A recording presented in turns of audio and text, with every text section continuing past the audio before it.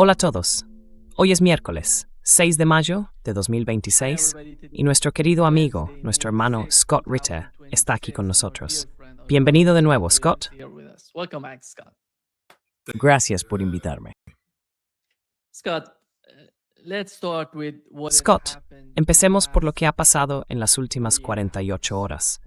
Ha sido algo parecido a lo que ocurrió antes del alto el fuego. Tuvimos la operación en la parte sur de Isfahán. Luego Donald Trump salió y de repente anunció 2 semanas de alto el fuego. Y después vino la Operación Libertad.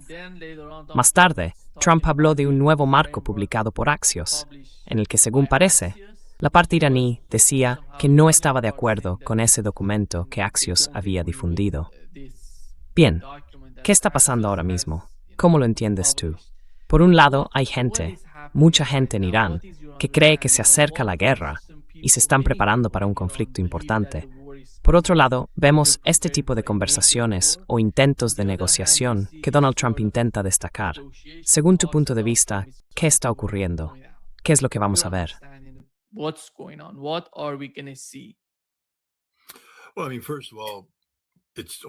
Bueno, a ver, para empezar, es simplemente sensato prepararse para la guerra cuando Estados Unidos ha estado reforzando una posición que estaba agotada. Creo que la gente tiene que entender eso. Hay una razón por la que no estamos en guerra ahora mismo. Quiero decir, ya sabes cuál es la razón. Irán ganó.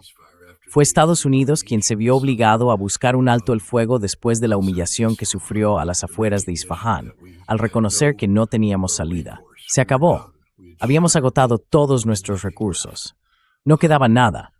No fuimos capaces de impedir que Irán siguiera lanzando misiles balísticos que estaban teniendo un gran impacto contra Estados Unidos y sus aliados en la región. El régimen estaba más fuerte que nunca.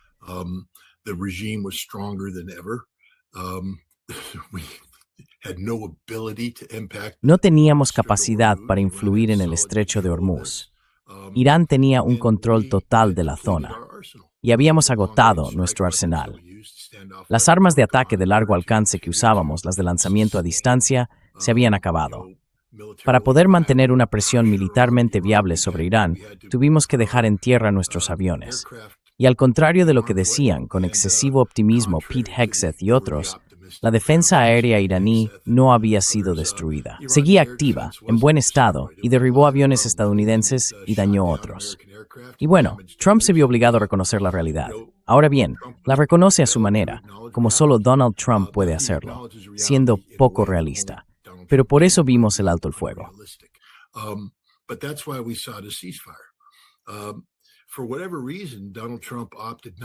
Por la razón que fuera, Donald Trump decidió no declarar la victoria ni retirarse en ese momento.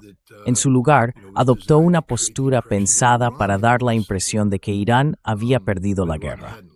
Pero Irán no había perdido la guerra. Y lo cierto es que hoy, si Estados Unidos reanudara operaciones militares, como dicen Pete Hegseth y compañía, bueno, no puedo hablar en nombre del gobierno iraní, y preferiría no intentarlo, pero leyendo lo que han dicho, es que una mitad árabes news, that es de existir como step moderno, que toda su capacidad de protección seréis destruida.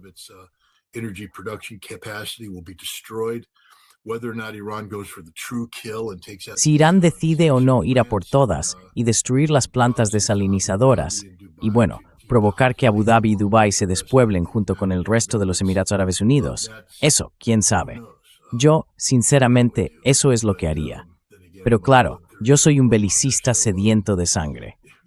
Así que, si lo comparamos con los iraníes, que en realidad han sido muy responsables en el uso de la fuerza, demasiado responsables, diría, teniendo en cuenta lo que les han hecho, creo que deberíamos recordar a tu audiencia que fueron víctimas de una traición, de un ataque por sorpresa, justo cuando Estados Unidos decía estar buscando una solución diplomática.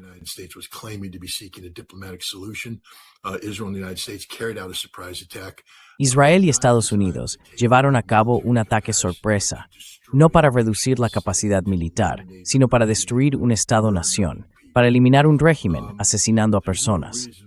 No hay ningún motivo para que Irán vuelva a confiar en Estados Unidos, ni debería hacerlo. y por eso Irán tiene que prepararse para los peores escenarios posibles.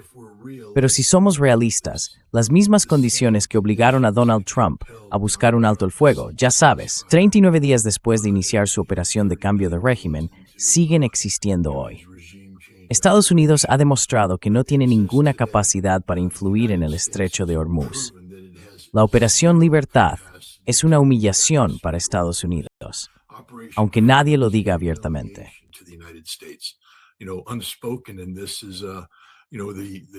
Y esta fue la extraña guerra que Estados Unidos tuvo consigo mismo y con barcos pesqueros civiles en los Emiratos Árabes Unidos, donde desatamos letalidad contra inocentes, pensando que eran lanchas rápidas iraníes cuando no lo eran. Lanzamos misiles que, al parecer, impactaron en instalaciones petroleras de los Emiratos, causando daños. Los Emiratos se enzarzaron en un tiroteo interno contra fantasmas, disparando sus sistemas de defensa aérea, sin derribar nada, mientras los iraníes estaban allí, preguntándose ¿qué está pasando?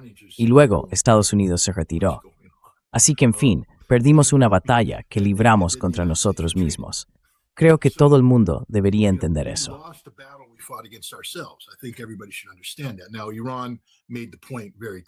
Irán dejó muy claro que tiene la capacidad de intervenir de forma letal en el Golfo.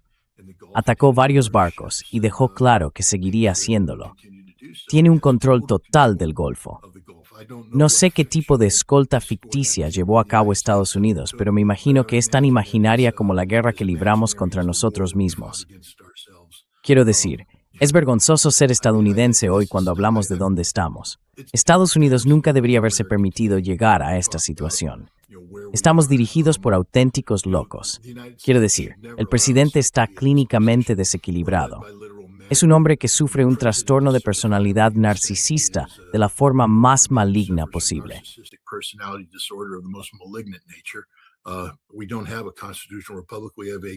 No tenemos una república constitucional. Lo que tenemos en Washington, D.C. es un culto a la personalidad, y estamos rodeados de gente que no tiene lealtad a la Constitución ni a la nación, sino a una persona. Y Pete Hegseth es el ejemplo perfecto de eso. Es la encarnación de ese problema. Ayer se sentó ahí, con toda la seriedad del mundo, y dijo que el estrecho de Hormuz está cubierto por un paraguas rojo, blanco y azul. ¿Qué tal va eso hoy, Pete? No existe. Marco Rubio tuvo que reconocer que, básicamente hundimos varios barcos civiles porque no sabíamos muy bien lo que estábamos haciendo. ¿Y qué significa eso? Significa que la Marina de los Estados Unidos estaba en pánico, asustada, aterrorizada por fantasmas.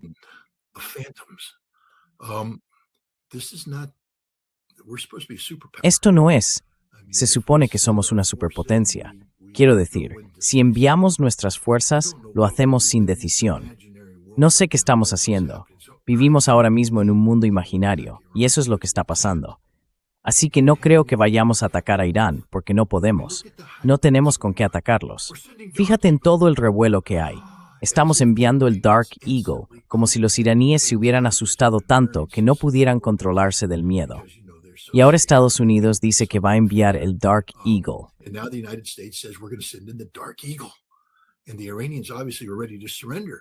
Y los iraníes, obviamente, están listos para rendirse ahora.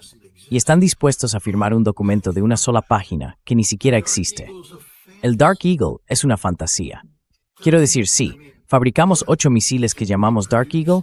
Sí, lo hicimos. Cuestan $41 millones cada uno, y no funcionan.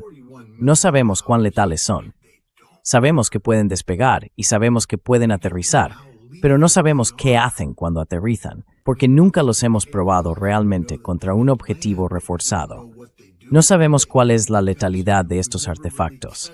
Y aún así, al desplegarlos, estamos enviando una señal a los iraníes de que podemos alcanzar y golpear su capacidad de misiles balísticos.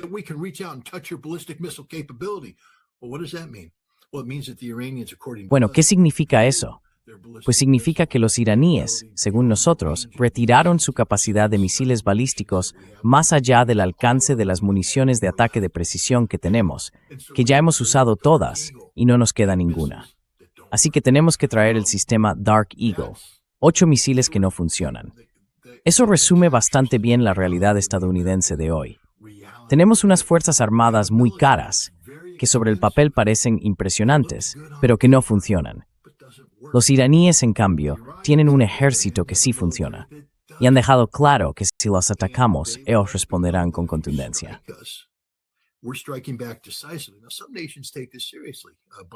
Ahora, algunos países se lo están tomando en serio. Bahrein ha declarado el estado de emergencia. Kuwait está en pánico porque saben que si Irán decide apagar el interruptor, están muertos. Se acabó. Los cataríes están ahí diciendo, intentamos ser amigos de Irán. Por favor, no nos ataquéis. Pero claro, permitisteis que se instalara esa base estadounidense, y aún no sabemos de qué lado estáis con respecto a Estados Unidos. Y además, firmáis auténticas tonterías en el Consejo de Seguridad. Ya es hora de que los estados árabes del Golfo reconozcan que en esta lucha hay buenos y malos y que ellos están del lado de los malos. Así son las cosas. Se pusieron del lado de Israel. Se pusieron del lado de Israel.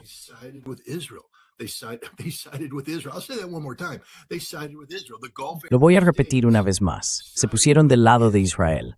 Los estados árabes del Golfo se alinearon con Israel, una nación que ha cometido genocidio contra los palestinos y que ahora mismo está atacando a otro país islámico.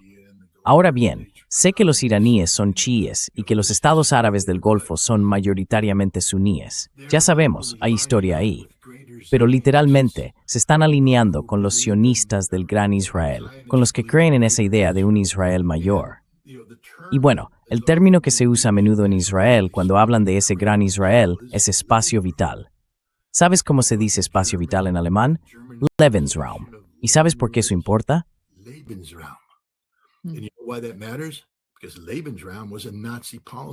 Porque el Lebensraum fue una política nazi vinculada al Plan Ost, el Plan del Este, que de hecho se aplicó en Bielorrusia. Murieron millones de personas. Estaba diseñado para cometer un genocidio contra los pueblos eslavos y crear espacio vital para la raza aria.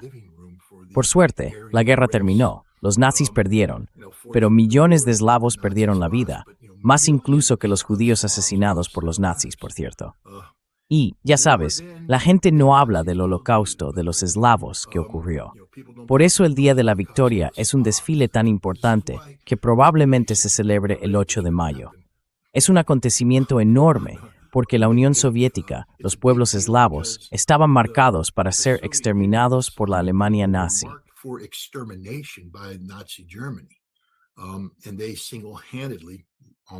Y ellos prácticamente solos derrotaron esa plaga porque no tenían otra opción.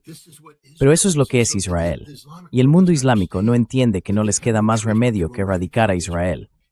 Israel es una plaga para la humanidad. Es la nación más malvada que existe hoy en día.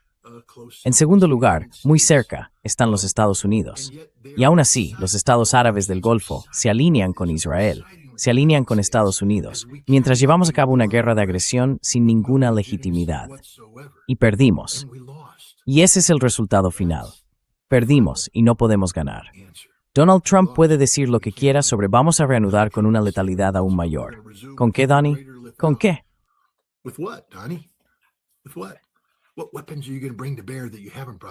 ¿Qué armas vas a usar que no hayas usado ya? No te queda ninguna.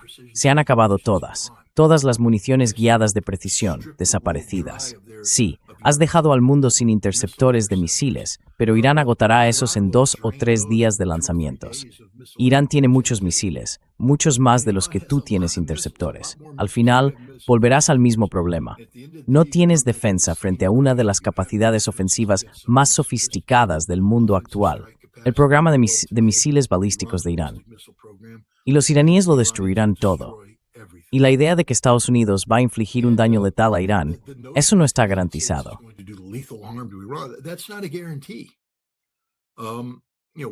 Verás, no conocemos los detalles exactos, pero por lo que estoy viendo desde Irán, lo que hicimos fue volar un montón de edificios vacíos, y los iraníes están ahora reconstruyendo esos edificios vacíos.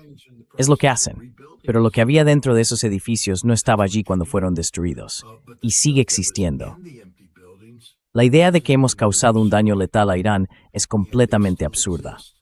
Por cierto, creo que la capacidad de producción de misiles balísticos ha aumentado de forma espectacular durante este tiempo, comparado con lo que era antes, porque Irán sacó todo lo que tenía fuera, lo guardó y lo metió bajo tierra. Es un poco como lo que hicimos con los alemanes, cuando intentamos acabar con su capacidad de fabricar cazas Messerschmitt, bombardeando fábricas de rodamientos y otras instalaciones.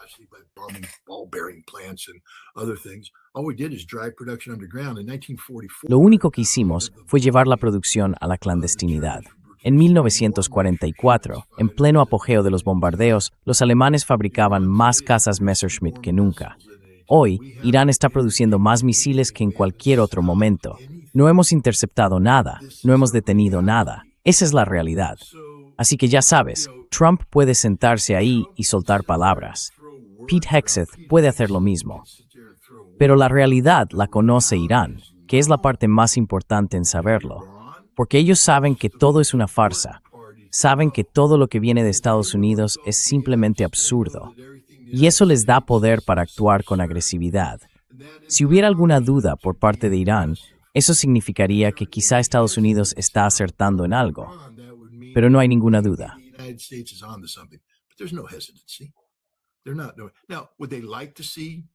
Ahora bien, ¿les gustaría ver? Ya sabes, la presión que está recibiendo Irán no viene de Estados Unidos, viene de Rusia y también de China, sobre todo de China. China está pagando un precio económico muy alto, pero China también entiende que es absolutamente necesario no ceder ante la presión estadounidense. Así que los chinos y los rusos están buscando compromisos que no debiliten a Irán. Creo que el gran compromiso ruso, que formaría parte de un plan, sería retirar de Irán el uranio enriquecido al 60%. Sé que muchos iraníes han dicho que eso nunca ocurrirá. Yo digo que sí ocurrirá, porque tiene que ocurrir. Es lo lógico. Mantiene ese material fuera del alcance de Estados Unidos, lo cual supone una derrota cuando Washington dice, lo tendremos. No lo tendrán. Creo que están hablando, ya sabes, de congelar el enriquecimiento durante un tiempo determinado.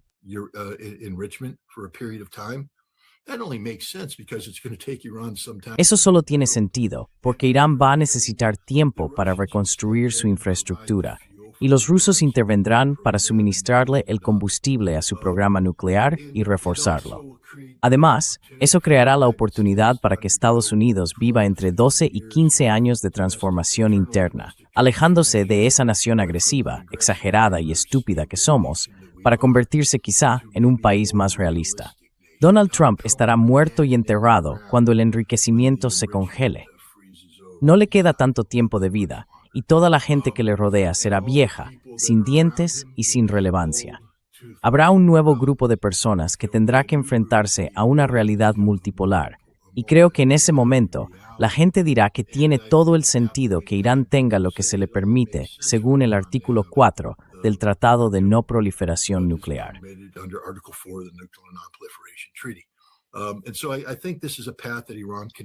Así que creo que este es un camino que Irán puede aceptar.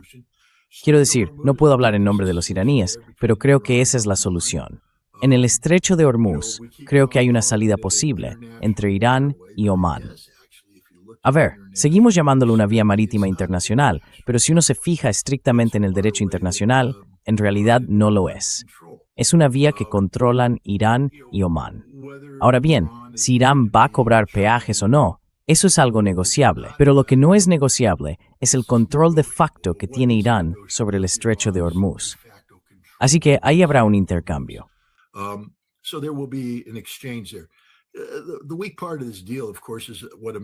La parte débil de este acuerdo, claro, es lo que Estados Unidos está obligado a hacer. Irán quiere un levantamiento inmediato de las sanciones. Estados Unidos habla de hacerlo de forma muy gradual. En el momento en que oyes la palabra gradual salir de boca de Estados Unidos, significa que no lo va a hacer. Nunca lo va a hacer, porque les imponemos estándares artificiales y nunca cumplimos. Ya sabes, nuestro objetivo es alargar todo esto y darle a los iraníes lo justo para que digan no queremos volver a la guerra. Creo que a estas alturas Irán está diciendo, adelante, adelante, no vamos a jugar a vuestro estúpido juego. Y Estados Unidos va a tener que hacer algunas concesiones ahí.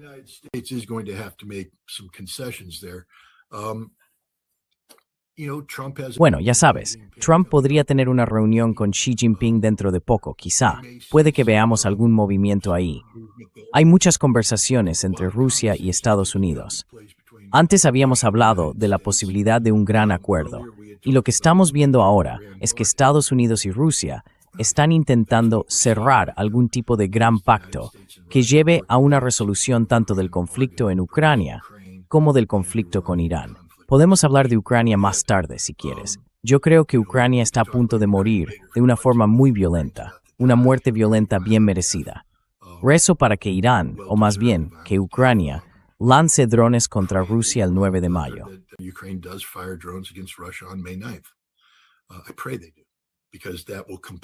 Rezo para que lo hagan, porque eso obligaría a Rusia a hacer lo que tenía que haberse hecho hace más de un año: eliminar físicamente al régimen de Zelensky y todo lo que lo rodea.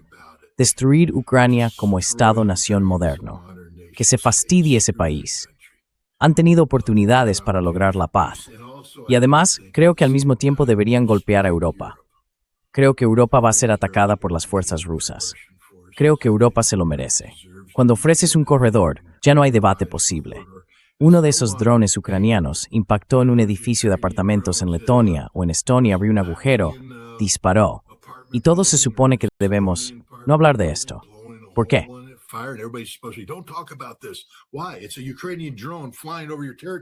Es un dron ucraniano que sobrevuela tu territorio para atacar tus objetivos estratégicos cerca de San Petersburgo. Esto no va a durar.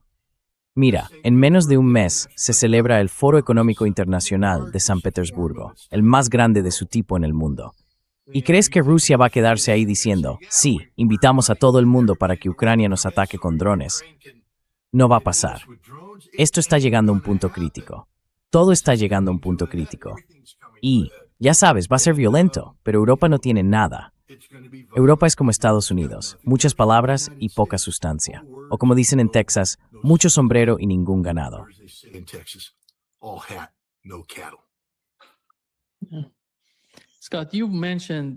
Scott, has mencionado todo esto del estrecho de Hormuz, el programa nuclear iraní, creo. Pero el primer paso, por parte de los iraníes, es poner fin a la guerra de forma permanente en todos los frentes. Justo después de eso, están hablando del estrecho de Hormuz. Eso no va a pasar nunca. ¿Cómo crees que va a afectar eso a toda la región? Porque Israel está atacando de alguna manera la parte sur del Líbano. Los ataques están ocurriendo ahora mismo. Sí.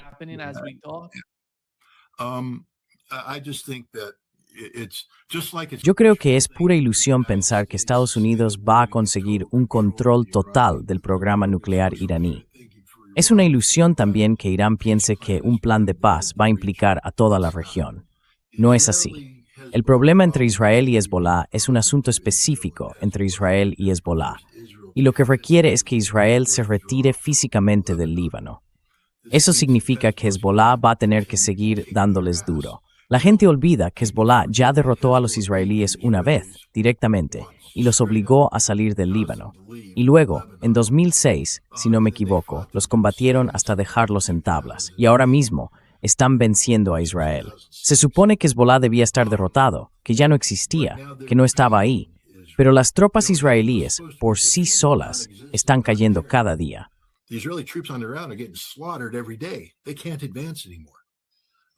Ya no pueden avanzar más, y no hay una solución para esto. Así que bueno, aunque pueda haber una especie de cuasi alto el fuego, creo que si los iraníes insisten en resolver el conflicto entre Israel y Hezbollah, eso simplemente no tiene recorrido. Sería como si Estados Unidos pidiera a Irán que renunciara a todo su programa nuclear. No es así. Para que eso ocurriera, habría que destruir físicamente a Israel.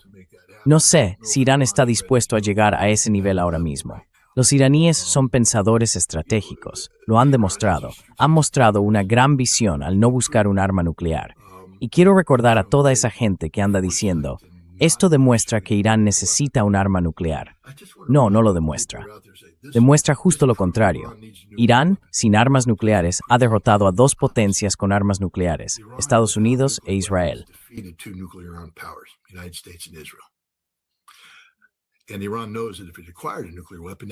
Irán sabe que, si llegara a tener un arma nuclear, eso cambiaría la dinámica por completo.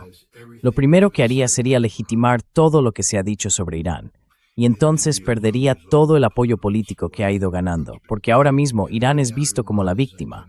Si Irán decide tener un arma nuclear, dejaría de ser la víctima para convertirse en el agresor. Da igual cómo se intente justificar. Yo solo te digo los hechos. Pero Irán no la quiere. Lo he oído directamente de boca del presidente. Lo he oído del ministro de Asuntos Exteriores. No los mataron, siguen vivos hoy, y aún así no la quieren. Y no creo que el hijo vaya a contradecir al padre cuando se trata del líder supremo.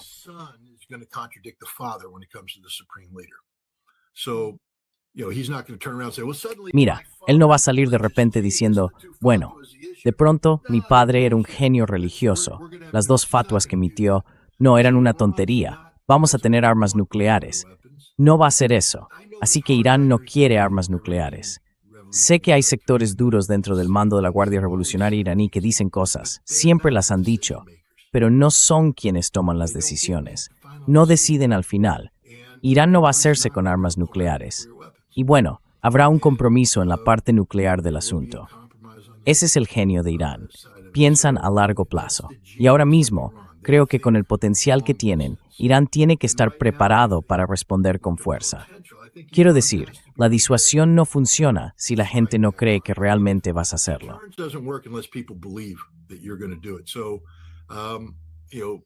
Así que ya sabes, si llegan a atacar, Irán tiene que eliminar a los Emiratos Árabes Unidos. Totalmente, al 100%, desaparecidos.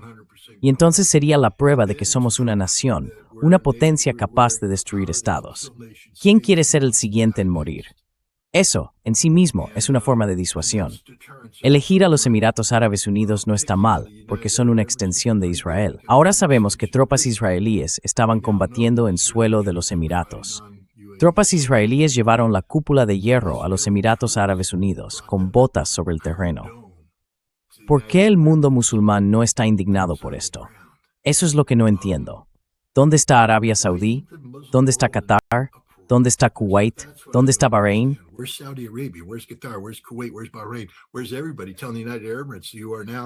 ¿Dónde están todos diciéndole a los Emiratos Árabes Unidos, ahora sois los apestados? Os rechazamos, os expulsamos. Pero no, están callados. No dicen nada. Y es una humillación para el mundo musulmán ver a Israel, que desprecia al mundo musulmán, que desprecia a los estados árabes del Golfo y que busca un gran Israel, desplegando tropas en el suelo de un país árabe. Es impactante. Pero creo que los iraníes son capaces de entender que la solución de futuro, y aquí entran los chinos, y en menor medida los rusos, es económica. Que la liberación económica de Irán será la victoria definitiva.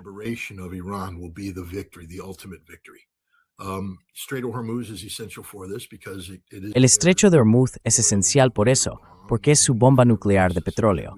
Es decir, si vuelves a meterte con esto, simplemente lo hacen. Te asfixian. Mantendrán una gran conexión con los hutíes, que pueden bloquear el estrecho de Bab el-Mandeb. Así que hay dos puntos de estrangulamiento. Es el fin de Occidente. Ya lo han demostrado. Y esa es la disuasión definitiva, porque han demostrado lo que pueden hacer. Y nosotros hemos demostrado que no podemos hacer nada al respecto. Por eso creo que eso disuade futuros conflictos. No hay una solución militar. Que Estados Unidos ataque a Irán sería por un impulso político. Y cuando tratas con un narcisista con problemas mentales, que es lo que tenemos, un hombre con problemas mentales en la Casa Blanca, cualquier cosa es posible.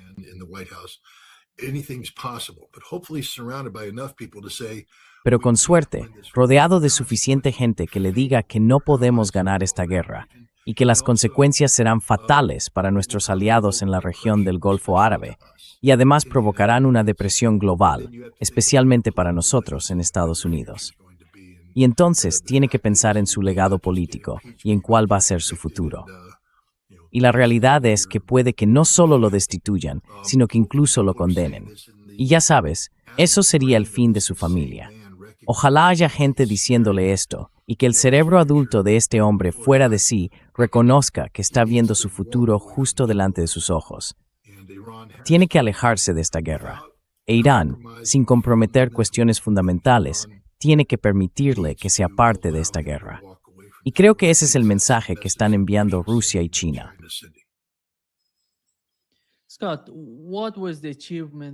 Scott, ¿cuál fue el logro de Benjamin Netanyahu con esta guerra contra Irán?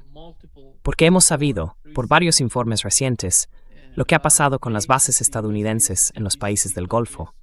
Y justo ayer vimos el artículo del Washington Post sobre cómo fueron alcanzadas de forma masiva por misiles y drones iraníes. Y yo diría que esto no tiene que ver con Estados Unidos, sino con Israel, porque lo que ha ocurrido en los países del Golfo ha influido directamente en la situación de los interceptores en el sistema de defensa aérea de Israel. ¿Y cómo está Israel hoy? ¿Cómo? Porque diría yo, este es el resultado del gobierno de Benjamin Netanyahu, ya que llevaban mucho tiempo queriendo esta guerra. Entonces, ¿cuál ha sido el resultado para Israel?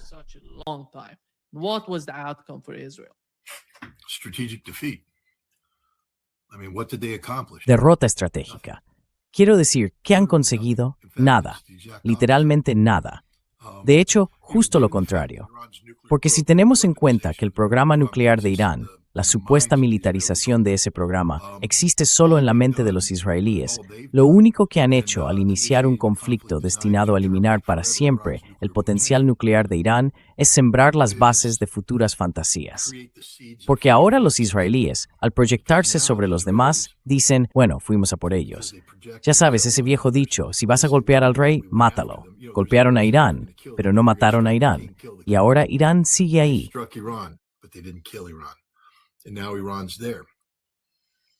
And this war will end with less than a total. Y esta guerra terminará sin una erradicación total del programa nuclear de Irán, lo que significa que, en la mente fantasiosa de los israelíes, Irán no solo conserva la capacidad de producir un arma nuclear, sino ahora también la motivación y la justificación por lo que hizo Israel. Y eso va a volver locos a personas como Netanyahu. Además, va a generar una situación políticamente insostenible, porque va a quedar expuesto. Ya sabes, esta era su última jugada. Por eso, los israelíes siguen resistiendo, porque ahora ha quedado claro que no ha derrotado a nadie. Todo empezó con el 7 de octubre, y todavía no han hecho una investigación completa. Cuando la hagan, la carrera política de Benjamin Netanyahu se habrá acabado, porque quedará claro que sus fallos como líder contribuyeron a que el 7 de octubre pudiera ocurrir.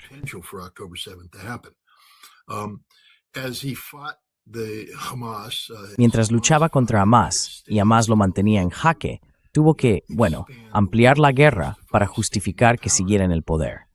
Así que fue a la guerra contra Hezbollah. Y ya sabes, mató a Hassan Nasrallah, hizo que explotaran los buscapersonas y parecía que iba a ganar allí. Luego amplió el conflicto a Siria. Pero eso no fue suficiente, porque hiciera lo que hiciera, no resolvía ninguno de esos problemas. Seguía teniendo, ya sabes, los mismos problemas políticos internos de siempre, totalmente impopular entre el pueblo de Israel. Recuerda, estamos hablando de alguien que incluso antes del 7 de octubre ya tenía a cientos de miles de israelíes en las calles pidiendo su dimisión, porque intentaba cambiar la ley fundamental de Israel para situarse por encima de la ley.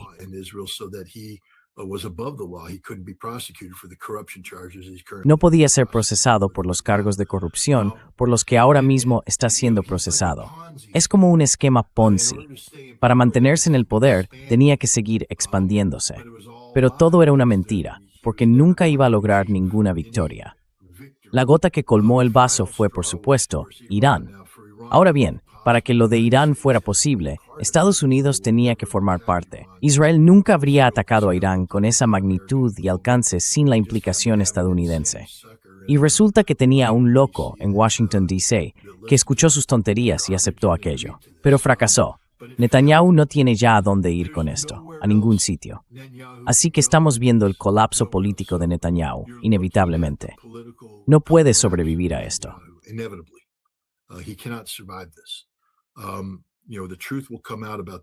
Sabes, la verdad saldrá a la luz sobre el daño que se ha causado. Pero no finjas que vives en un mundo donde Irán destruyó toda la infraestructura militar estadounidense en los estados árabes del Golfo y no causó ningún daño a los israelíes. Las mismas armas que atacaron las bases estadounidenses también golpearon a los israelíes, y eso Israel lo está ocultando. Pero Israel ha sufrido daños importantes. El ejército israelí lo sabe. Ahora están atrapados en una guerra interminable en el Líbano. Hezbollah, a quien creían haber derrotado, no está derrotado. Y Gaza podría estallar otra vez. Siria está fuera de control. Y ahora lo que ha hecho Netanyahu es crear una nueva amenaza iraní en forma de Turquía, donde dicen que tienen que ampliar esto.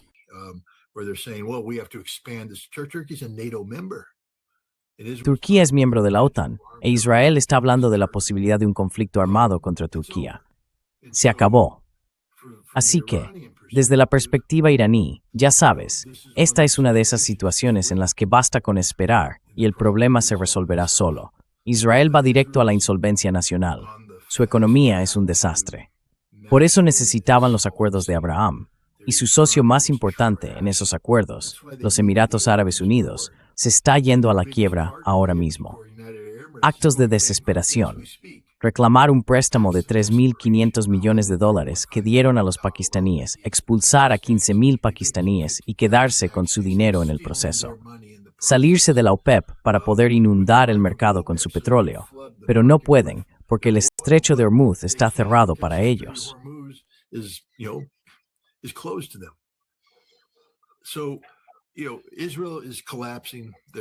Mira, Israel se está desmoronando. Todo el proyecto del Gran Israel se está viniendo abajo. Lo mejor que podrían hacer los iraníes es simplemente dejar que se derrumbe. A veces lo mejor es apartarse y dejar que las cosas sigan su curso. Y por eso creo que no vamos a ver un plan de paz regional completo, porque es imposible. Israel ahora mismo está... Bueno, fíjate en los iraníes. Si hubiéramos tenido esta conversación, no sé, en abril del año pasado, y hubiéramos dicho que Irán iba a destruirlo todo y hacer todo esto, los dos habríamos pensado, bueno, quizá gestión de la escalada, tal vez. Pero no, el gobierno iraní no suele hacer cosas tan decisivas. Pues lo hizo. ¿Por qué? Porque es una batalla de proporciones existenciales. No tienen otra opción, no se les dio ninguna alternativa.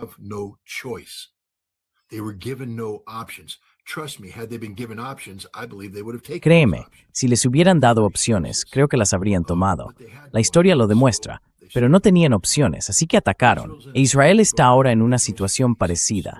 Israel se enfrenta a una lucha de proporciones existenciales, y lo último que uno debería hacer es acorralar a una nación que está en esa situación, dejándola sin opciones. Muy bien, dejemos que Israel muera. Que mueran, porque eso es lo que está pasando. Están muriendo.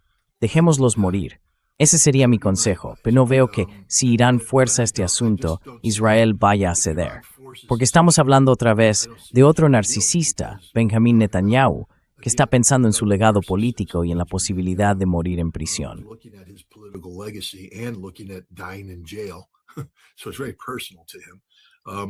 Así que para él es algo muy personal. Ya sabes, ¿por qué forzar la situación? ¿Por qué obligarle a actuar? ¿Por qué empujarle a hacer algo irracional? Ahora mismo está contenido, se le puede contener.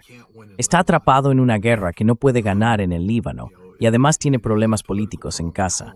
No le des la oportunidad de convertirse en un mártir. Por eso creo que no vamos a ver movimientos decisivos contra Israel. Israel perdió esta guerra. La perdió. Fue una gran apuesta por su parte. Y por eso los israelíes están enfadados con Estados Unidos, porque saben que si Estados Unidos busca retirarse, eso significa el final del juego. Pero no pueden ganar sin Estados Unidos.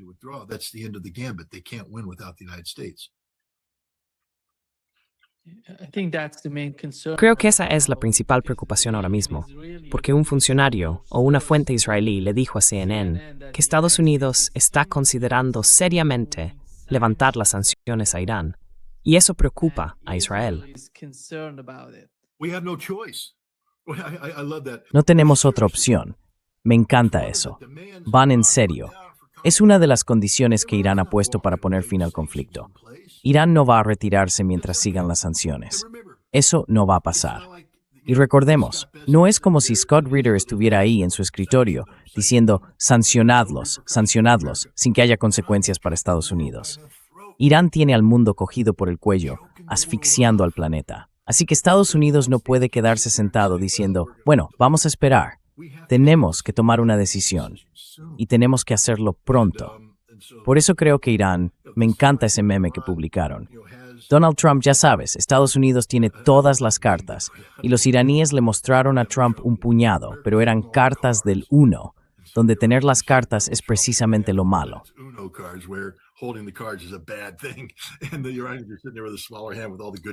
Y los iraníes están ahí, con una mano más débil, pero con todas las buenas cartas, diciendo sí. Pero esa es la verdad. Los iraníes tienen la ventaja aquí. Hemos demostrado que la Operación Libertad no sirve para nada. ¿Entiendes lo humillante que es que hayamos ido a la guerra contra nosotros mismos? Eso significa que entramos en pánico. Significa que no tenemos ningún impacto. No tenemos capacidad para proyectar poder allí. El escudo rojo, blanco y azul que pusimos sobre el estrecho de Hormuz era una ficción, igual que todo lo demás que hacemos. Así que Estados Unidos va a levantar las sanciones. Y creo que eso es lo que les están diciendo los rusos, lo que les están diciendo los chinos, que no puede haber paz sin levantar las sanciones. Ahora, Estados Unidos va a... Bueno, siempre jugamos a juegos estúpidos.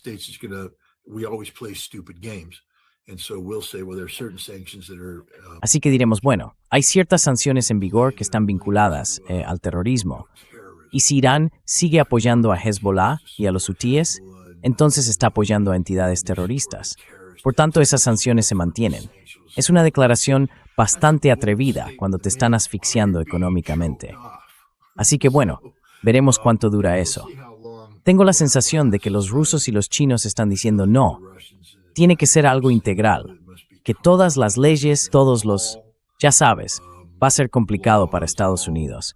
Pero como mínimo, todas las sanciones internacionales, las sanciones de Naciones Unidas deben levantarse. Y Estados Unidos tiene que levantar las sanciones relacionadas con el programa nuclear y con los misiles balísticos. En cuanto al aspecto del terrorismo, ahí se necesita el consentimiento del Congreso.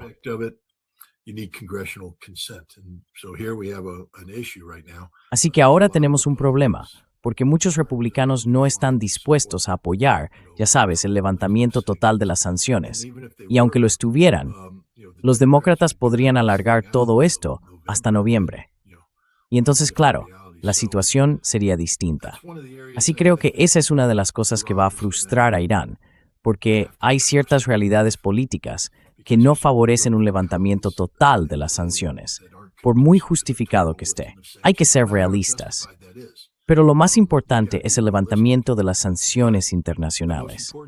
China ya ha demostrado que las sanciones secundarias de Estados Unidos ya no asustan a nadie.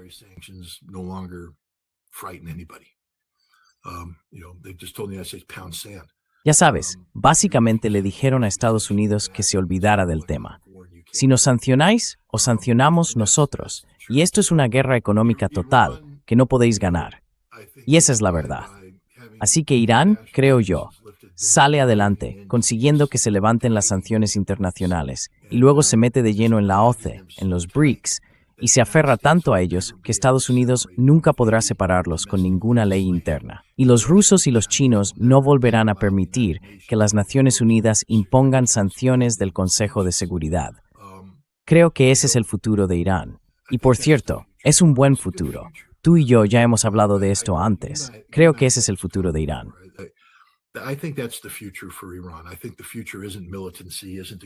Creo que el futuro no pasa por la militancia ni por la agresión. Creo que el futuro es un giro decisivo hacia el este. Ahora bien, vuestro presidente va a tener que dejar de estar enamorado de Occidente. Y vuestro ministro de Exteriores también va a tener que dejar de estar enamorado de Occidente. Y muchos iraníes van a tener que empezar a desenamorarse de Occidente. No digo que nos odien, pero no somos la solución. Somos el problema, sobre todo mientras Europa siga como está y Estados Unidos siga como está. Es una fantasía pensar que en un futuro cercano, Estados Unidos vaya a querer comerciar con Irán en condiciones justas. No podéis confiar en nosotros. Somos unos mentirosos.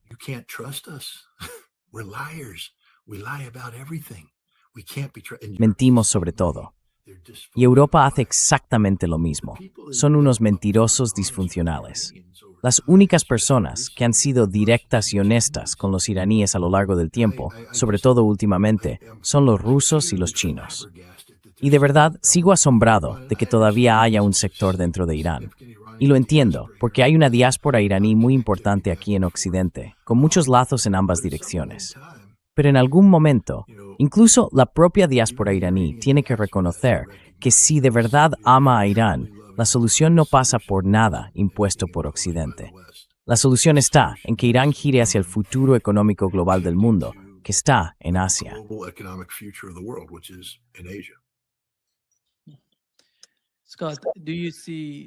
Scott, ¿ves algún tipo de operación de bandera falsa para sabotearlo todo?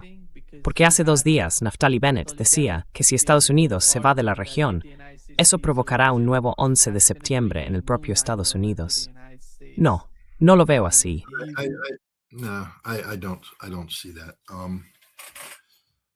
No, en absoluto. No lo veo así. Quiero decir, puede que haya un intento, pero la idea de que eso vaya a provocar que repitamos un legado fracasado, no sé que Estados Unidos está loco. Ya sabes, Albert Einstein dijo una vez, o al menos se le atribuye, que la definición de locura es hacer lo mismo una y otra vez esperando un resultado diferente. Tuvimos un 11 de septiembre que nos metió en 20 años de una guerra global contra el terrorismo, que perdimos, sin más. Ya sé, matamos a un diabético de 57 años. Bravo, equipo SEAL 6, sois buenísimos. De verdad, sois la caña. Y colgamos a Saddam Hussein hasta morir, aunque no tuviera nada que ver con el 11 de septiembre. Pero luego fuimos humillados en agosto de 2021 con la retirada final de Afganistán.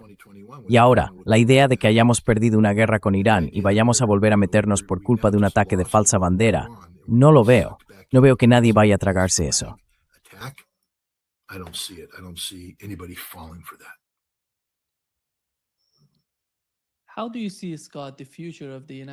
Scott, ¿cómo ves el futuro de la política exterior de Estados Unidos en lo que respecta a Israel y a lo que Israel espera de Estados Unidos? Sabemos que con estas guerras interminables, prácticamente quieren que Estados Unidos luche cada una de las guerras en Oriente Medio y en la región por ellos. Y me da la impresión de que Donald Trump fue el punto más alto de lo que podía haber ocurrido y que las cosas no van a seguir siendo como fueron durante su administración a medida que pasa el tiempo en Estados Unidos. Donald Trump's a political animal. Donald Trump es un animal político, y el juego consiste en sobrevivir. Y bueno, necesitaba a Miriam Adelson para ser elegido. Así que aceptó su soborno de $200 millones y formó su equipo con toda la gente que le gustaba a Miriam Adelson, especialmente Marco Rubio, al que quería como secretario de Estado. Ella quería que fuera vicepresidente.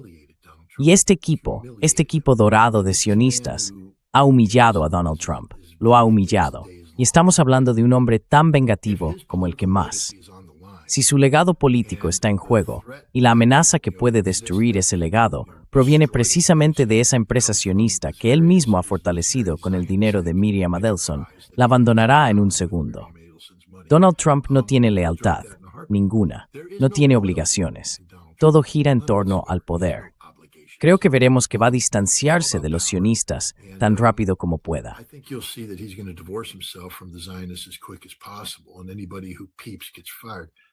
Y cualquiera que se asome está despedido. Ya sabes, van a rodar cabezas por culpa de esta guerra. La gente tiene que entenderlo. Y no será la de Donald Trump. Él va a llevarse por delante a Pete Hegseth, que es un hombre muerto en vida. No sé cuándo pasará, pero va a pasar pronto, porque ese tipo es una vergüenza. ¿Viste su testimonio ante el Congreso de los Estados Unidos? El tipo iba puesto de algún sustituto de cocaína con testosterona o algo así. ¿Cómo se atreve a hablarle así al Senado de los Estados Unidos? Ojalá hubiera sido yo senador, porque me habría levantado de mi asiento y le habría soltado un puñetazo delante de todo el mundo. Iría a la cárcel encantado por eso, porque es una desgracia, el secretario de guerra. Quiero decir, no tiene derecho. Trabaja para el pueblo estadounidense. Y ahí está, defendiendo con arrogancia ilegalidades.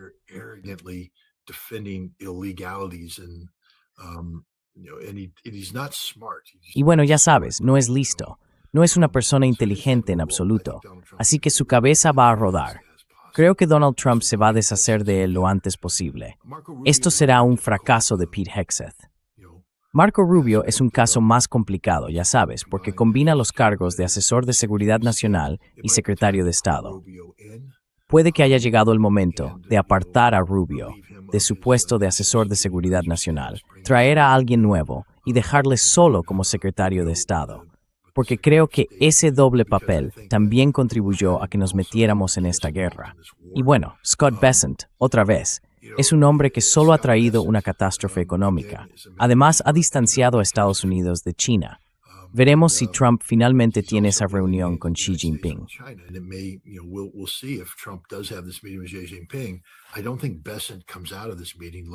No creo que Bessent salga muy bien parado de esta reunión.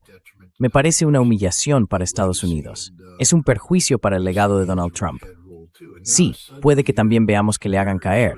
Y ahora de repente, estás en una especie de zona libre de sionistas. Has creado un vacío libre de sionistas. Y si lo llenas con la gente adecuada, dejas de actuar al servicio de Israel. Creo que hacia ahí nos dirigimos. Donald Trump es un animal político. Hoy, el 60% de la población estadounidense ve a Israel como una mala influencia. El 59% ve a Netanyahu igual. Son cifras sin precedentes, y esto solo va a empeorar. Sabes, el pueblo estadounidense, por desgracia, no es moral. No tenemos una brújula moral.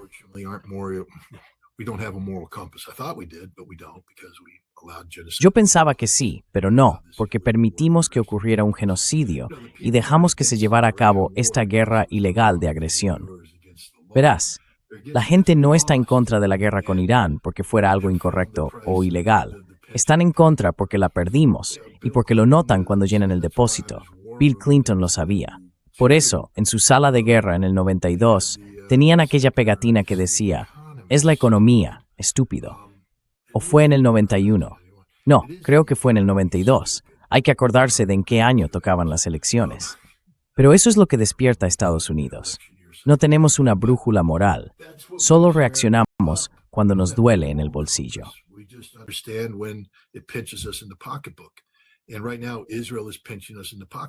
Y ahora mismo, Israel nos está apretando el bolsillo. Así que, adiós Israel. Y creo que eso es lo que vamos a ver. Una desvinculación de Estados Unidos respecto a Israel. No sé cómo puede mantenerse esto, porque ahora la cuestión es cuán rápido colapsa Israel.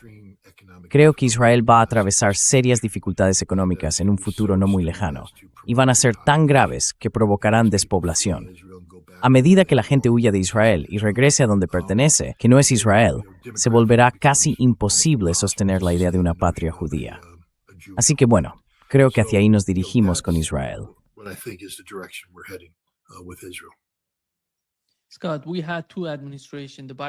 Scott, hemos tenido dos administraciones. La de Biden, que obligó a Rusia a reaccionar de alguna manera, a iniciar una nueva guerra en el caso de Ucrania, y luego la de Trump, que hizo lo mismo con Irán. Porque sabemos, por cierto, que ambos países estaban intentando con todas sus fuerzas. Rusia, en diciembre de 2021, estaba haciendo todo lo posible por negociar con Estados Unidos y con la OTAN. Y con Irán pasó igual. Estaban negociando en dos ocasiones, mientras Estados Unidos, de alguna forma, se preparaba entre bastidores para atacar, para lanzar un ataque sorpresa. Los dos países fueron empujados a las posiciones en las que están ahora. Y va a pasar lo mismo con China, porque ya tuvimos una especie de aranceles sobre China, pero, militarmente, va a repetirse esa situación.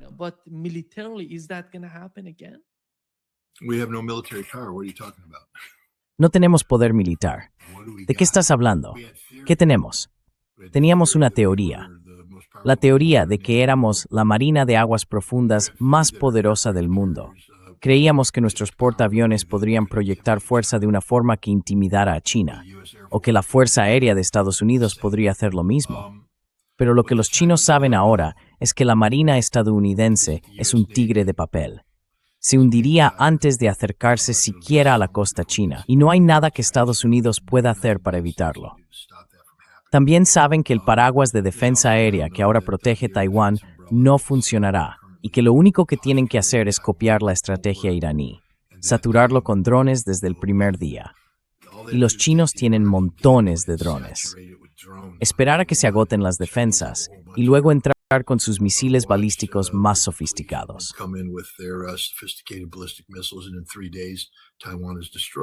Y en 3 días, Taiwán queda destruida. Esa es la realidad ahora mismo. Así que Estados Unidos no va a intimidar militarmente a China. La otra realidad es que China puede cerrar el mar de China Meridional y asfixiar a Japón y a Corea del Sur cuando quiera. Ya no es una capacidad teórica. Ahora sabemos que Estados Unidos no tiene ninguna posibilidad de arrebatarle a China el control del mar de China Meridional. También sabemos que China puede usar aliados o intermediarios para bloquear el estrecho de Malaca, quizá aliados indonesios, otro punto de estrangulamiento. Estamos viendo literalmente el final de un imperio, el imperio estadounidense. Ese imperio se basaba en el control de los mares. Nuestra marina de aguas profundas, controlábamos todo, estábamos en todas partes. Ahora no controlamos nada, y acabamos de demostrarlo.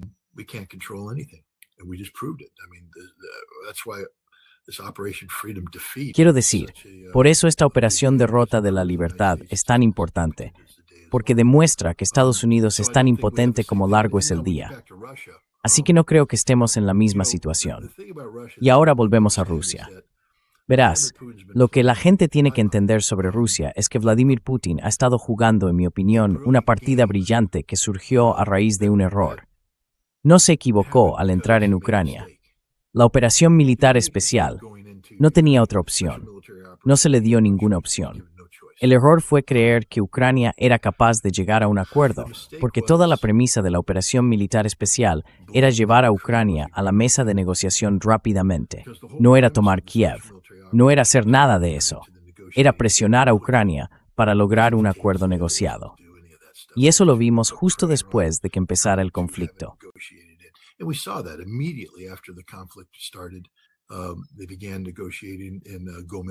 Empezaron a negociar en Gomel, en Bielorrusia. Después de 3 o 4 rondas allí, se fueron a Turquía. Y al cabo de un mes, más o menos, ya tenían un acuerdo. Y eso habría sido el final. Habría sido una gran victoria rusa conseguir el acuerdo que querían. Pero la OTAN, Estados Unidos y Ucrania resultaron incapaces de llegar a un acuerdo. Así que la guerra se intensificó y Rusia ha tenido que lidiar con esa escalada. La gente olvida que, cuando comenzaron la operación militar especial, los rusos no pensaban en un conflicto a largo plazo. Y cuando se habla de un plan económico para hacer frente a las sanciones, sí, tenían un plan, pero Putin no estaba seguro de que funcionara. Quiero decir, la gente se preguntaba, ¿por qué no movilizó antes? Pues no lo sé, quizá porque no sabían si su economía iba a entrar no solo en recesión, sino incluso en depresión por culpa de las sanciones.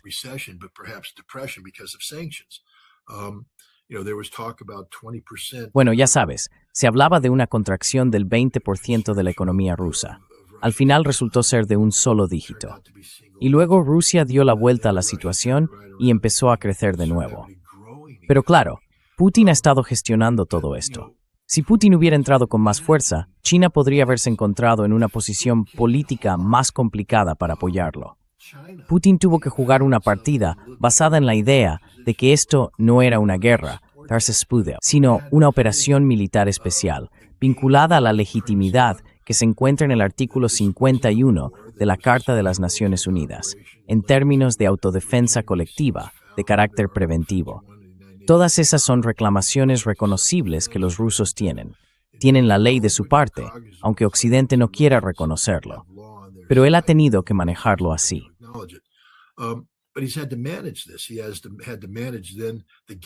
Ha tenido que gestionar, entonces, ese acontecimiento que lo cambió todo.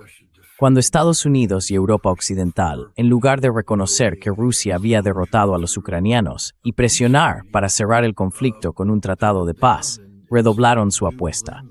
Empezaron un nuevo programa de préstamo y arriendo y comenzaron a inyectar decenas de miles, cientos de miles de millones de dólares en ayuda militar. Y Rusia se encontró en un conflicto indirecto con todo Occidente. Ahora bien, ¿cómo se gestiona eso? Lo primero que tuvo que hacer Rusia fue asegurar su base estratégica. Ya sabes, hay mucha gente diciendo que Rusia tenía que hacer esto, aquello o lo otro. No lo sé. Tal vez lo que Rusia necesitaba era ampliar su ejército, de 900.000 a 1.600.000 soldados, para poder cubrir los otros frentes, mientras destinaba recursos a la operación militar especial.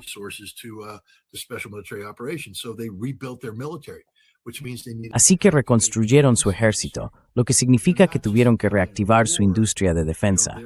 No se están preparando solo para una guerra cualquiera. Están en pleno proceso de equipar a cientos de miles de soldados, creando nuevas formaciones militares. Y lo han hecho. En Occidente se ha ignorado, pero lo han hecho. Y ahora han ido más allá. Creo que van camino de alcanzar los 2,2 millones, ampliando aún más sus fuerzas. ¿Por qué? Porque si vas a enfrentarte a Occidente, necesitas tener la capacidad para hacerlo. No quieren luchar contra Occidente. Lo han evitado. Pero creo que se están preparando para hacerlo.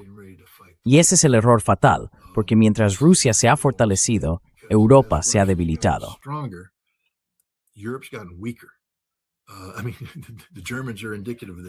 Quiero decir, los alemanes son un buen ejemplo de esto. Se destinaron 111.000 millones de euros a defensa, a la rehabilitación militar. Los propios alemanes ni siquiera saben a dónde fue ese dinero, pero se perdió en un pozo sin fondo, y el ejército alemán hoy es más débil que antes de recibirlo. Es increíble lo débiles que están los alemanes. Los franceses también son débiles. Toda Europa es débil. No tienen capacidad militar alguna. Y aún así se sientan ahí, presumiendo de una fuerza que se basa en la idea de que Estados Unidos los respalda. Pues bien, eso se ha acabado, gracias a Irán.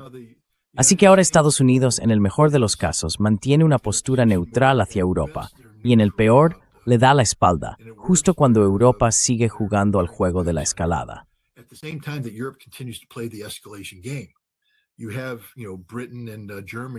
Tienes a Reino Unido y Alemania fabricando drones en nombre de Ucrania, entregándoselos a los ucranianos para que puedan atacar objetivos en la profundidad estratégica de Rusia.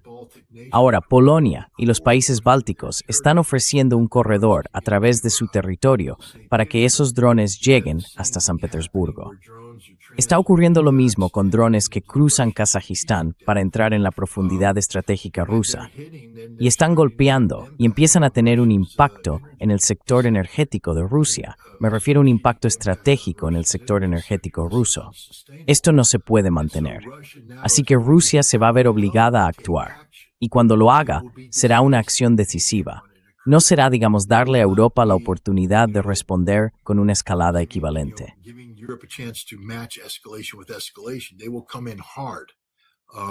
Van a entrar con fuerza. Y creo que lo primero que van a hacer es tomar Kiev. Ya sabes, algo sin precedentes. El ejército ruso dijo, evacuad la ciudad. Si recuerdas, cuando los rusos presentaron el misil Avangard, dijeron algo así como, este misil es terrible, y si lo usamos, tendrá un efecto equivalente al de un arma nuclear por la devastación que causará. Pero los rusos también dijeron que, obviamente, avisarían con antelación a las poblaciones civiles. Y nunca lo hicieron, porque nunca lo usaron. El Ministerio de Defensa salió y no dijo, deberíais pensarlo. Dijo, evacuad.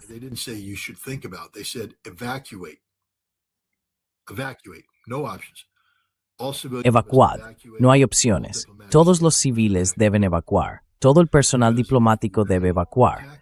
Porque si los ucranianos nos atacan, vamos a destruir Kiev con misiles balísticos. Creo que vamos a descubrir que Rusia tiene misiles además de los Iskander, y eso va a ser absolutamente devastador para Ucrania. Pero es lo que hay que hacer. En el campo de batalla, ya sabes, los ucranianos, la gente no piensa en cómo ocurren estas cosas. Pero los ucranianos, claro, ahora han centrado casi por completo su movilización en crear unidades de drones.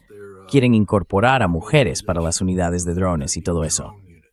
¿De dónde sacan sus drones? Esos drones de vista en primera persona.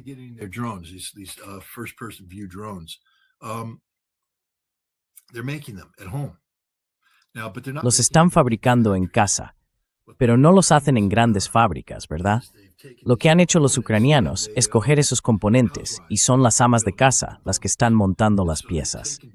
Así que han llevado la producción de drones a toda la infraestructura civil. Como resultado, pueden fabricar decenas de miles de drones al día. Y ahora, con estas nuevas unidades de drones, la realidad del campo de batalla ha cambiado.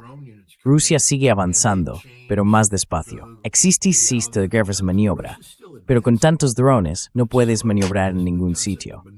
Ahora bien, Rusia tiene apps para eso. Anki un road llamado Rubicon. They've created a unit called Rubicon, and Rubicon, they were 5,000. Y Rubicon, ya sabes, eran unos 5,000, quizá ahora sean 15,000. Tienen capacidades especializadas de contrarrestar drones. Así que, cuando los ucranianos intentan desplegar su nueva capacidad de drones en el campo de batalla para cambiar la dinámica, llega Rubicon y empieza a eliminar a todo el mundo. Al final, los hacen retroceder. Pero mientras tanto, han hecho la vida imposible a los soldados rusos. Los rusos no pueden mantener la misma capacidad de maniobra en primera línea porque los drones la están destruyendo. Así que se ven obligados a dispersar sus fuerzas. Solo tienen unos pocos hombres en el frente que consiguen esconderse y evitar esos drones. Pero eso abre oportunidades para que los ucranianos lancen contraataques. Y eso es justo lo que hacen.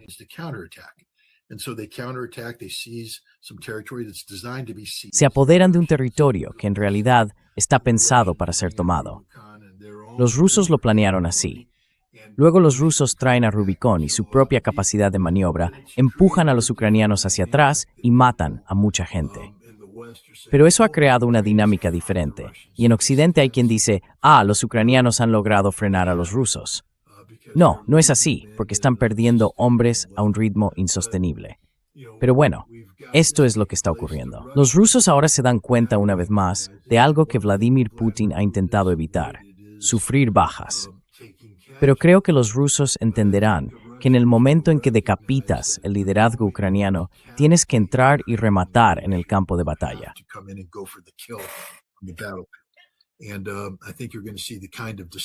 Y creo que vamos a ver un tipo de ofensiva decisiva que hasta ahora no se ha producido, porque los rusos van a estar dispuestos a asumir las bajas necesarias para romper la zona de drones y luego acabar con todos. Así que pienso que nos espera un verano muy decisivo, el verano de 2026, y que Estados Unidos va a permitir que esto ocurra, porque culpa a Zelensky del estancamiento. Además, Estados Unidos está resentido con Europa por la forma en que ha mantenido la guerra y ha impedido que se alcance la paz. Creo que estamos en un punto en el que Estados Unidos reconocerá que Europa se ha implicado en este conflicto hasta un nivel que no se puede justificar y que Rusia tiene todo el derecho a defenderse.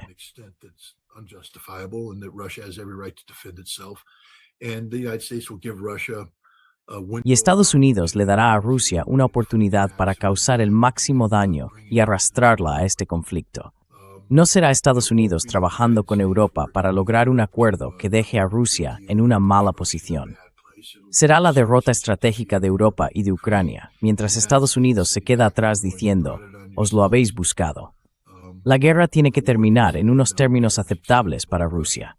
Y, a cambio de eso, Rusia ayudará a poner fin al conflicto con Irán. Creo que Rusia va a desempeñar un papel muy importante en el ámbito nuclear, pero también en el financiero, en el levantamiento de sanciones, porque ofrecerá a Irán incentivos para que no insista en que, ya sabes, Estados Unidos reescriba su código legal, porque eso no va a pasar.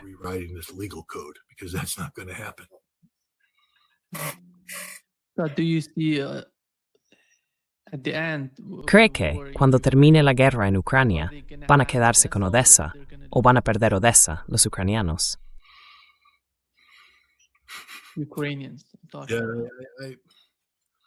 Porque es muy importante. Es complicado, porque emocionalmente creo que los rusos quieren Odessa. Emocionalmente. Estratégicamente depende de lo que ocurra. Mira, lo sabremos en un par de días. Lo sabremos el 10 u 11 de mayo, si Ucrania sigue existiendo como un Estado-nación moderno. Como dije, rezo para que ataquen a Rusia el 9 de mayo.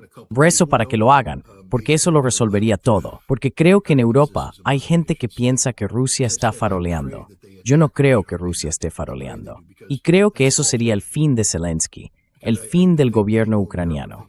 El ataque sería tan devastador que rompería la voluntad de Ucrania de seguir luchando. Y cuando eso ocurra, veremos un colapso en el frente, Y si Rusia realmente ha creado las reservas que algunos dicen, puede que tenga la capacidad de aprovechar ese colapso, avanzar y resolver la cuestión de Odessa.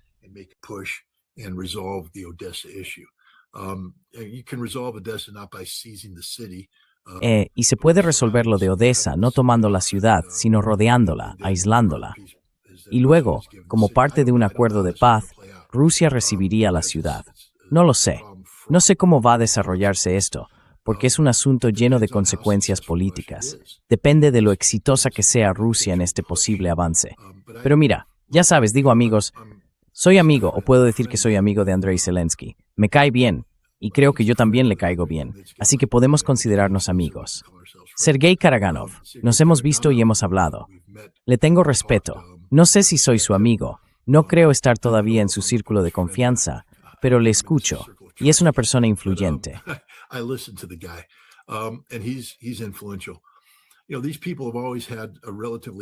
Verás, esta gente siempre ha tenido una postura bastante dura, pero siempre había una línea dura suavizada por la realidad política.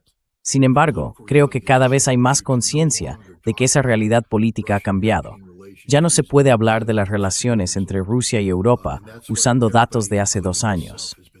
Y eso es lo que todos, yo incluido, hemos estado haciendo. He estado hablando de cómo se relaciona Rusia con Europa y con la OTAN, tomando el año 2022 como referencia. Pero las cosas han cambiado estratégicamente. El daño que los ataques ucranianos con drones de largo alcance están causando a la economía rusa ha liberado al Pentágono en muchos sentidos, porque de nuevo, muchas decisiones no se toman por falta de alternativas, al menos en teoría.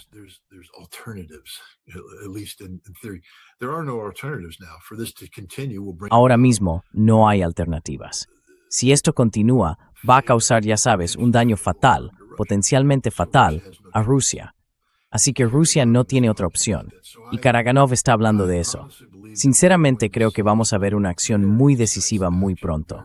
Rusia lleva tiempo preparándose para esto y cuando ocurra va a dejar a todo el mundo completamente sorprendido. Va a ser impactante lo que pase en Kiev. Y también va a ser impactante lo que ocurra con algunos objetivos europeos.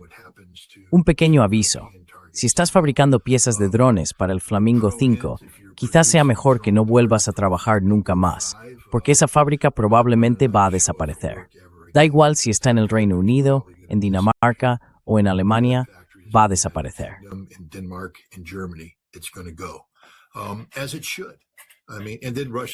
Como debe ser. Y entonces Rusia va a desafiar a Europa a que haga algo al respecto. Y Rusia, créeme, si toma esa decisión, está preparada para llevarlo al siguiente nivel. Europa no lo está. No creo que Europa esté dispuesta a cometer un suicidio nuclear. Pero cuando se enfrenta a Rusia con crisis de proporciones existenciales, Rusia responde en consecuencia. Y ahí está la estupidez de lo que han estado haciendo los ucranianos y sus aliados británicos y alemanes. No reconocer la realidad de la derrota inevitable de Ucrania, intentando crear una situación que solo les da puntos de propaganda temporales. Estamos haciendo daño a los rusos. Sí, es cierto. Y ahora vais a descubrir lo que pasa cuando se hace daño a los rusos.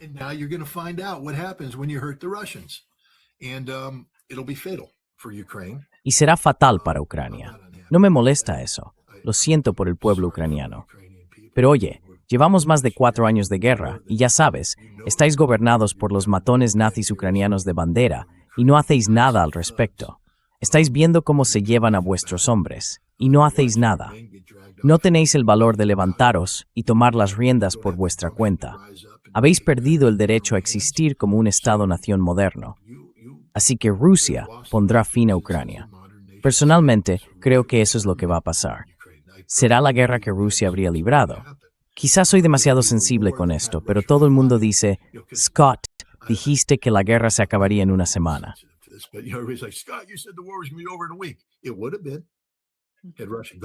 Lo habría sido si Rusia hubiera ido a la guerra. Eso es lo que todo el mundo olvida. Rusia no fue a la guerra. Yo pensé que iban a ir a la guerra. ¿Tú pensaste que iban a ir a la guerra? Creo que la mayoría de la gente lo pensó. Cuando cruzaron, dijimos, esos son muchos tanques, Rusia va a la guerra. Pero no era así. Era una operación militar especial, lo que nos confundió porque nunca habíamos oído ese término antes. Llevo toda la vida estudiando el arte militar ruso y no sabía lo que era una operación militar especial. Lo descubrí. Y entonces te das cuenta del ingenio de lo que están haciendo los rusos, intentando llegar a la mesa de negociación, y te das cuenta de que estaba funcionando.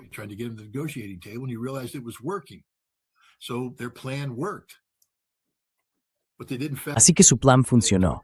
Lo que no tuvieron en cuenta fue que Occidente es incapaz de llegar a acuerdos, y que Occidente buscaba la desaparición definitiva de Rusia. Recordemos a Lloyd Austin diciendo, queremos destruir Rusia, y a Biden, matar a Putin.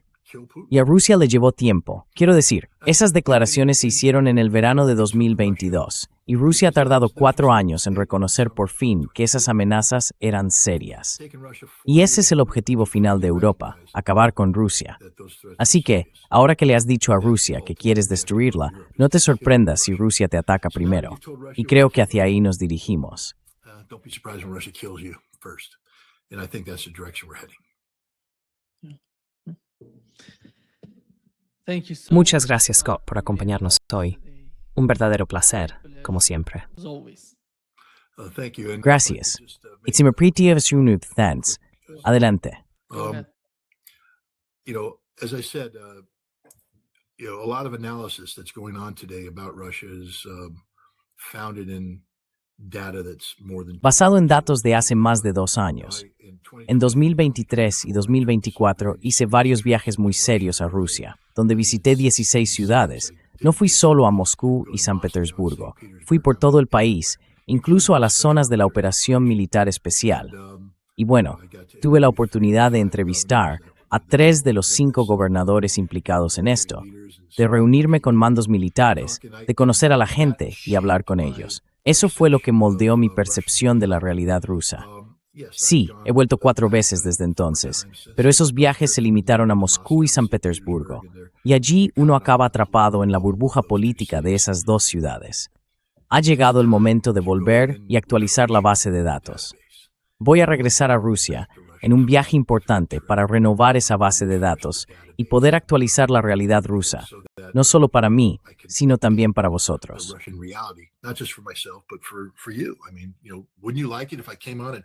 Quiero decir, ¿no te gustaría que saliera y te dijera que estoy lanzando una base de datos de 2024, pero que en realidad voy a usar una de 2026? Así que si la gente cree que esto tiene valor, que entienda que soy un periodista independiente. Solo puedo hacer esto con vuestro apoyo. Entra en scottritter.com, es mi página web. Desde ahí llegarás a Substack. Por cierto, Substack es gratuito. Puedes suscribirte gratis y acceder a todo. Pero si te suscribes a Substack, estás pagando mi sueldo. Eso significa que estás pagando la factura de la luz. Estás poniendo un techo sobre mi cabeza. Estás pagando la comida que alimenta a mi perro para que ladre en mitad de un podcast. Esa es la parte del salario. Los viajes se financian con donaciones, y hay un botón de donación ahí. Los viajes solo se hacen si la gente entra y dona.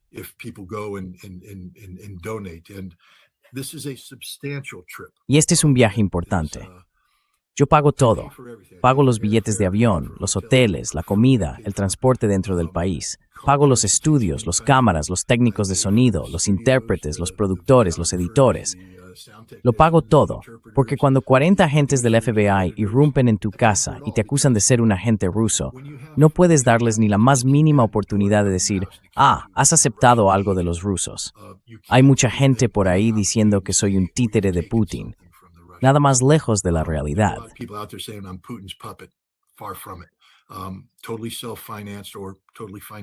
Totalmente autofinanciado o financiado por completo con las donaciones que la gente aporta. Así que solo pediría, si podéis apoyar esto, sería de gran ayuda. El viaje va a hacerse, pero cuanto más pueda hacer, más se enriquece el viaje. Y cuando digo hacer, recordad que si quiero entrevistar a personas relevantes, necesito un estudio, porque no uso los estudios de otros. Tengo que alquilar uno, y son caros. También necesito contratar intérpretes y todo el equipo técnico. Hay varias personas a las que quiero entrevistar y lugares a los que quiero ir.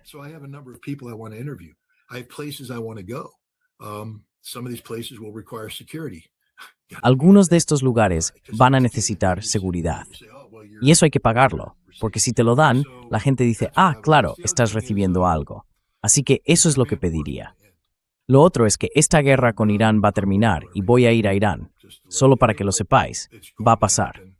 Ahora bien, tengo que tener cuidado con cómo se percibe ese viaje, porque no quiero que parezca que soy una herramienta del gobierno iraní. Quiero decir, una vez que estás en Irán, estás, por supuesto, a merced de lo que decida su gobierno. Solo puedes ir a donde ellos te dejen ir. Espero que les guste el plan que he propuesto y que me permitan hacer parte o la mayor parte de lo que quiero hacer. Pero tengo que pagarlo todo yo.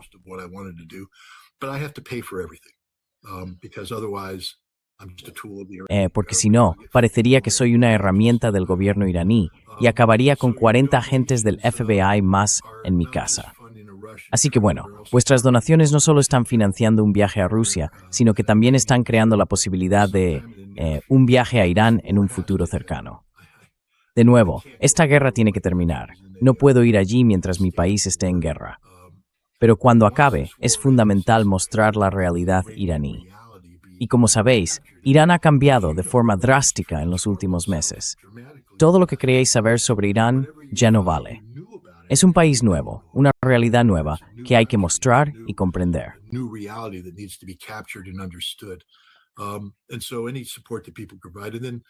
Así que cualquier apoyo que la gente pueda dar. Y por último, apoyad a todos los periodistas independientes. Apoyad a Nima dándole al botón de me gusta o al que sea, haciendo una donación. Esa es la única forma de que esto ocurra. Esta entrevista no existiría si él no estuviera aquí haciéndola. Y no puede hacerlo si no le ayudáis a mantenerlo. Es lo mismo para todos los demás periodistas independientes que hay por ahí. Este es un momento importante. Acabamos de pasar algo más de 1 hora y 11 minutos hablando de temas de una manera que no vais medios tradicionales. Simplemente no hablan de ello. En los medios tradicionales os mienten.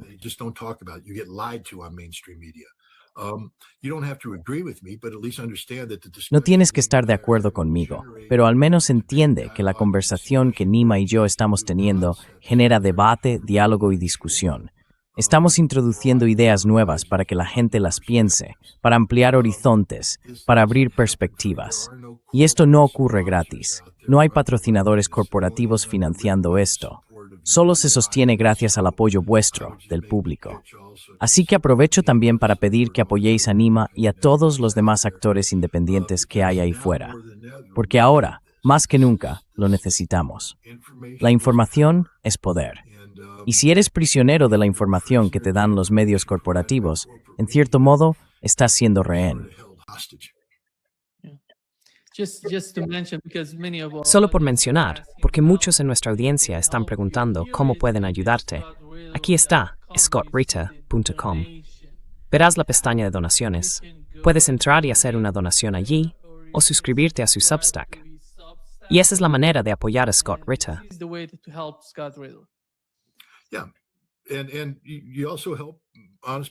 Sí, y además nos ayudas viendo y apoyando a Nima. Quiero decir, estoy aquí hoy hablando porque tú existes. De lo contrario, estaría hablando al vacío. Así que también necesitan apoyarte a ti. Tú me apoyas al apoyarte. Apoyas a él al apoyarme a mí. ¿Ves? Esa es la belleza de todo esto. Llevamos ya un tiempo hablando de la familia de podcasts, porque hay un pequeño grupo muy unido de personas que se mueven entre sí. El juez napolitano, Danny Haiphong, Garland Nixon y otros. Y todos aportamos a nuestra manera. Danny Davis también está ahí fuera. Apoyad a esta gente. Apoyadlos. Manténlos activos, porque lo necesitamos. No terrorist home, solo hay conflicto. We shouldn't just be liable during conflict. People need to understand that when nations are at war, that means La gente tiene que entender que cuando las naciones están en guerra, eso significa que todos hemos fallado. Significa que la humanidad ha fallado. Solo somos viables cuando a través del diálogo conseguimos evitar las guerras, evitamos los conflictos. Y solo podemos hacerlo si logramos convencer a suficiente gente de que la guerra no es necesaria. Así que, aunque un conflicto esté llegando a su fin, eso no quiere decir que uno se limpie el sudor de la frente y diga, bueno, nos hemos librado por poco. No. Hay otro conflicto en el horizonte que también hay que detener mediante el diálogo. Por eso me gusta el nombre de vuestro programa, Dialogue Works, porque funciona. El diálogo funciona. Es algo magnífico. En fin, creo que me estoy repitiendo un poco ya, pero nada de esto sería posible sin el apoyo del público. Esa es la clave. Sí. Muchas gracias, Scott, por acompañarnos hoy. Un verdadero placer, como siempre. Muchas gracias por invitarme.